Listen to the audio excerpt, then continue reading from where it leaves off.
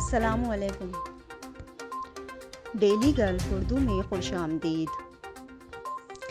UAE، Pakistan اور دنیا بھر کے ممالک کی تازہ ترین خبروں کے لیے ہمارے چینل کو سبسکرائب کریں۔ ایمریٹس ایئر لائن کی عارضی طور پر پاکستان سے فلائٹس معطل۔ ہانگ کانگ میں ایمریٹس ایئر لائن کی فلائٹس پر سفر کرنے والے بعض مسافروں کے کووڈ-19 ٹیسٹ پازیٹیو آنے پر ایمریٹس ایئر لائن نے 24 جون سے پاکستان سے مسافر خدمات عارضی طور پر معطل کرنے کا فیصلہ کیا ہے۔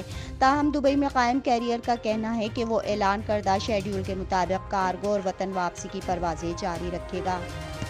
ابوظہبی ایئرپورٹ پر 51,000 سے زیادہ کووڈ-19 ٹیسٹ۔ فروری کے پہلے ہفتے سے ابوظہبی بین الاقوامی ہوائی اڈے پر 51,000 کووڈ-19 ٹیسٹ کیے گئے ہیں۔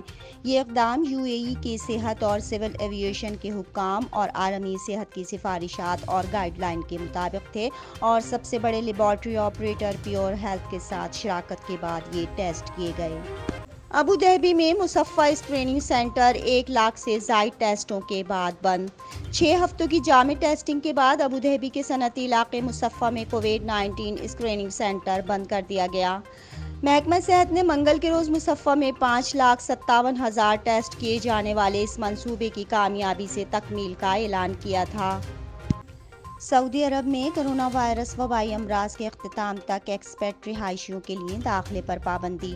سعودی پاسپورٹ کے جنرل ڈائریکٹوریٹ جوازات نے منگل کے روز اعلان کیا ہے کہ بیرون ملک مقیم تارکین وطن کو کرونا وائرس وبائی امراض کے خاتمے تک مملکت میں واپس آنے کی اجازت نہیں ہوگی۔ نئے فیصلوں یا ہدایات کا اعلان سرکاری چینلز کے ذریعے کیا جائے گا۔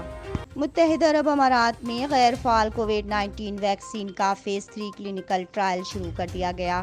منگل کے روز ابوظہبی اور بیجنگ کے مابین ویڈیو لنک کانفرنس کے ذریعے ایک تقریب میں امارات کے صحت کے حکام نے کووڈ-19 کی غیر فعال ویکسین کا فیز 3 کلینکل ٹرائل شروع کرنے کا اعلان کیا ہے۔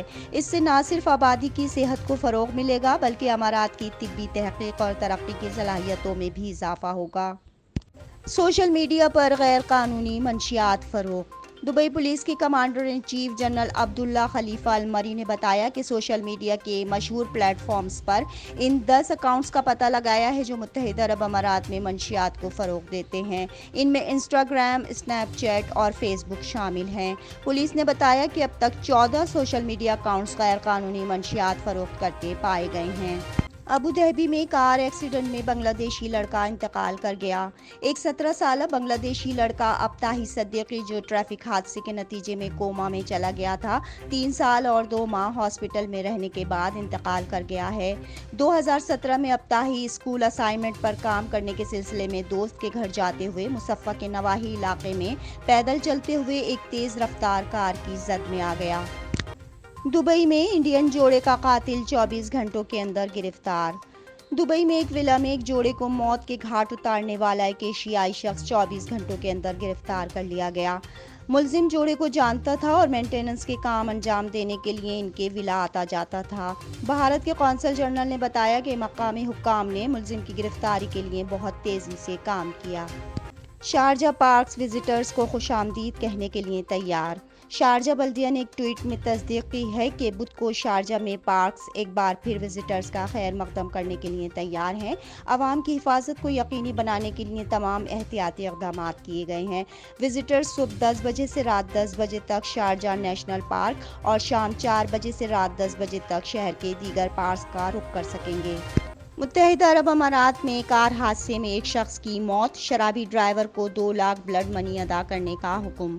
پروسیکیوٹرز کے مطابق ملزم شراب کے زیر اثر گاڑی چلا رہا تھا۔ اس نے اپنی گاڑی کا کنٹرول کھو دیا اور 4 دیگر گاڑیوں کو نقصان پہنچایا۔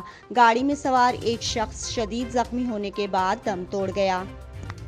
اب تک کے لیے اتنا ہی۔ اگلے بلیٹن تک کے لیے خدا حافظ۔